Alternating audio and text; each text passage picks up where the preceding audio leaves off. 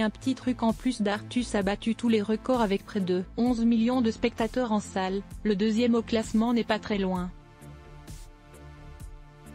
Porté par Pierre Ninet et avec un casting 5 étoiles, Le Comte de Monte Cristo a dépassé les 9 millions d'entrées, ce qui en fait un des plus grands succès de l'histoire du cinéma français.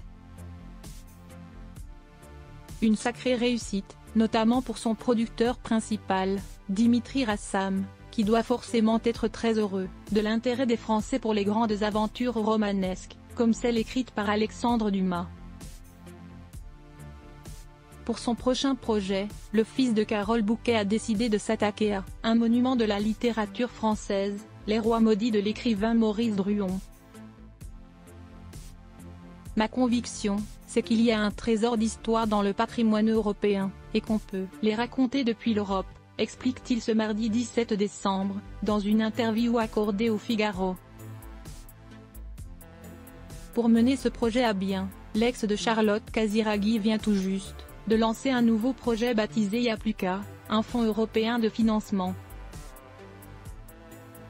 Cette nouvelle structure vient de lever plusieurs dizaines de millions d'euros auprès de Pathé, M6, CMA Media et de Family Office, comme le détaillent nos confrères. Je me réjouis de réunir dans ce tour de table des acteurs dont l'ambition dans le cinéma est galvanisante.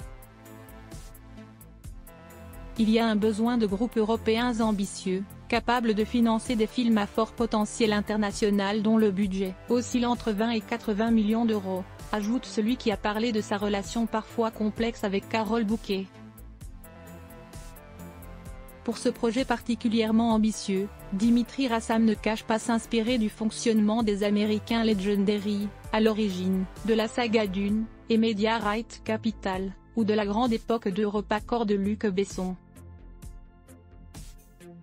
Avec cette nouvelle structure, dont il a fait la promotion sur son compte Instagram, le producteur de 43 ans et sa plateforme Yapluca permettront de financer de 3 à 4 films d'ambition européenne par an.